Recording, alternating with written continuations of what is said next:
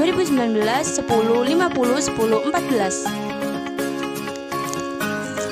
Hai, perkenalkan nama saya Devani Yuniar Putri, NIM 2019 10 50 10 40. Kami dari Prodi Perencanaan Wilayah dan Kota.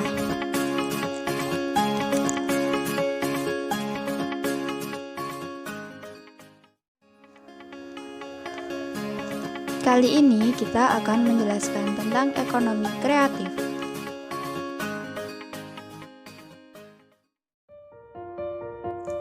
Sebelumnya, apa kalian tahu apa yang dimaksud dengan ekonomi kreatif?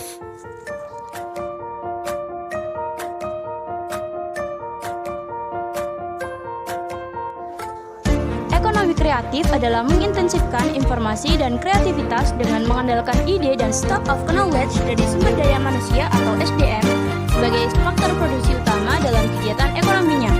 Struktur perekonomian dunia mengalami transformasi dengan cepat seiring dengan pertumbuhan ekonomi. Dari yang tadinya berbasis sumber daya alam atau SDA, sekarang menjadi berbasis SDM. Dari era pertanian ke era industri dan informasi.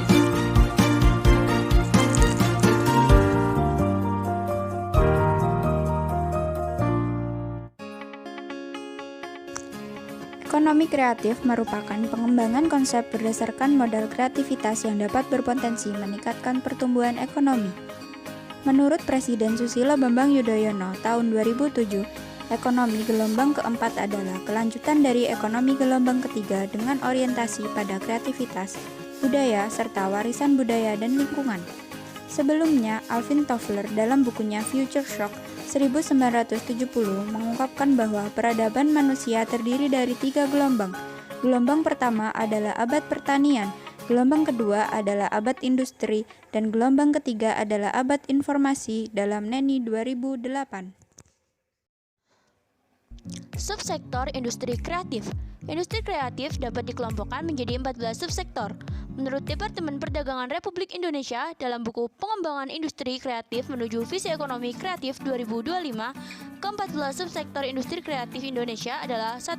Periklanan atau advertising.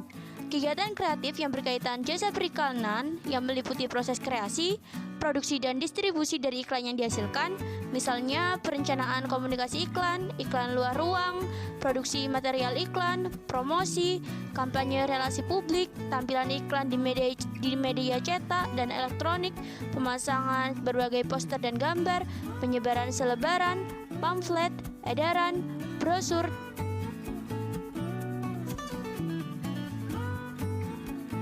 Dua, arsitektur adalah jasa konsultasi arsitek, yaitu mencakup usaha seperti desain bangunan, pengawasan konstruksi, perencanaan kota, dan sebagainya. Selain itu, subsektor arsitektur yaitu kegiatan kreatif yang berkaitan dengan desain bangunan secara menyeluruh, baik dari level makro sampai level mikro. Ya, pasar barang seni yaitu kegiatan kreatif yang berkaitan dengan perdagangan barang-barang asli, unik dan langka, serta memiliki nilai estetika seni yang tinggi melalui lelang, galeri, toko, pasar swalayan, pasar tradisional, dan internet meliputi barang-barang musik, percetakan, kerajinan, dan film.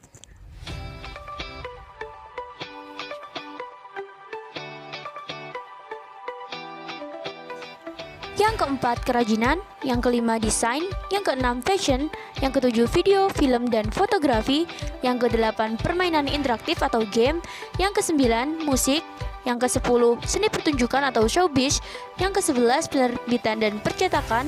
Yang kedua belas, layanan komputer dan piranti lunak. Yang ketiga belas, televisi dan radio. Yang keempat belas, riset dan pengembangan.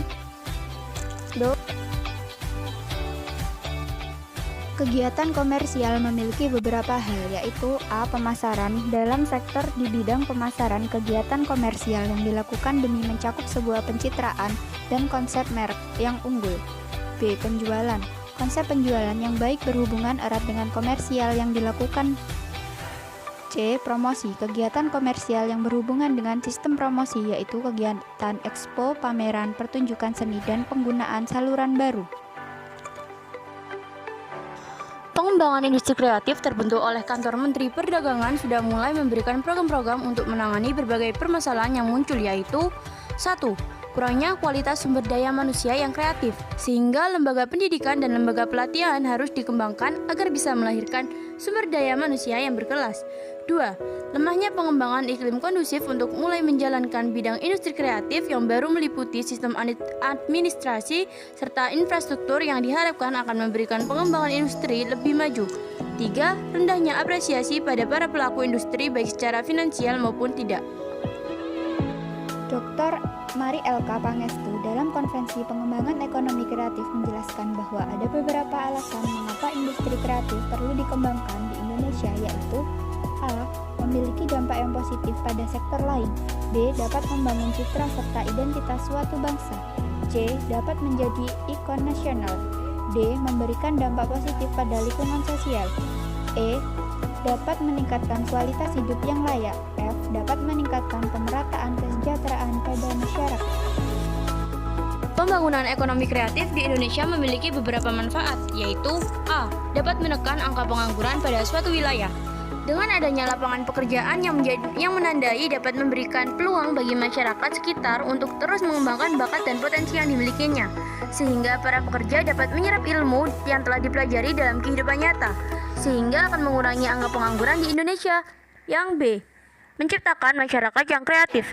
Dengan bekal ilmu yang dimiliki pada saat bekerja juga akan semakin meningkatkan kreativitasnya, sehingga setiap para pekerja akan semakin terlatih dalam mengembangkan kreativitas skill yang dimiliki. Yang meningkatkan inovasi. Peningkatan inovasi manusia selaras dengan peningkatan kreativitas yang manusia itu miliki. Para pekerja dituntut untuk juga meningkatkan inovasi yang terbaru. Dalam suatu perusahaan juga harus berperan dalam meningkatkan inovasi yang nantinya akan berpengaruh terhadap perkembangan ekonomi di perusahaan tersebut. D. Dapat menjalankan kompetisi. Adanya pemenuhan lapangan pekerjaan yang memadai, maka mengharuskan para pekerja untuk berinovasi dan kreatif, sehingga perusahaan yang dijalani dapat berkembang dengan baik dengan menciptakan lapangan pekerjaan baru yang berorientasi pada ekonomi kreatif, menunjukkan adanya daya saing yang sehat antar bisnis. E. Peningkatan toleransi sosial.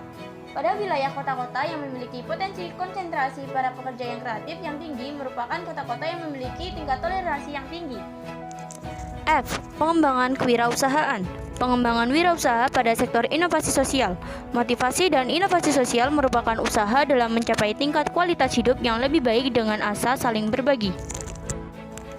Peluang dan tantangan industri kreatif. Pengembangan industri kreatif memiliki banyak manfaat. Di samping itu, industri kreatif juga memiliki beberapa tantangan dan potensi yang ada. Di antaranya A. Peluang industri kreatif. Bagi para pekerja industri kreatif, keberagaman sosial budaya dapat memberikan inspirasi yang luas. Dengan adanya peluang dalam pengembangan industri kreatif tersebut, maka akan menarik masyarakat lokal maupun internasional, sehingga akan menonton pertunjukan seni. Usaha pemanfaatan kearifan serta warisan budaya di Indonesia perlu perhatian dan kerjasama antar pemerintah dengan para pelaku di bidang industri kreatif. B. Tantangan industri kreatif. Banyak dari lulusan pendidikan tinggi dengan IPK tinggi ternyata tidak berprestasi di dunia kerja. Oleh karena itu, sektor pendidikan harus mengimbangi kurikulum yang berorientasi pada aspek kognisi dengan kurikulum yang berorientasi pada kreativitas dan pembentukan jiwa kewirausahaan.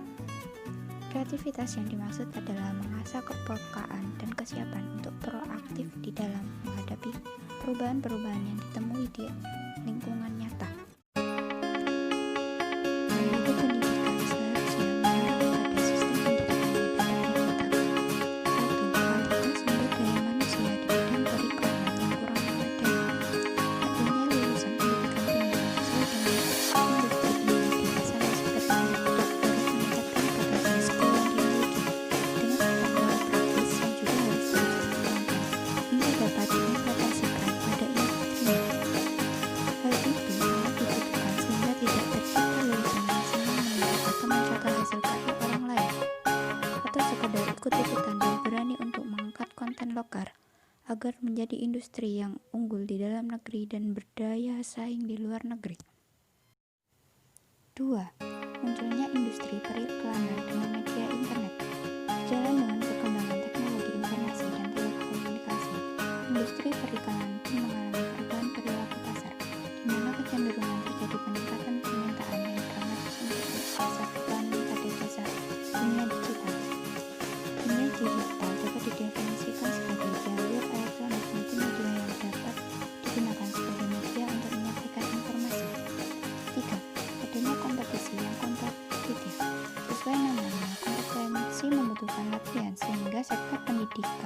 memperbanyak kegiatan orientasi lapangan, eksperimentasi, dan pengembangan, serta mengadakan proyek kerja sama multidisipliner yang beranggotakan berbagai keilmuan, sains, teknologi, dan seni. 4.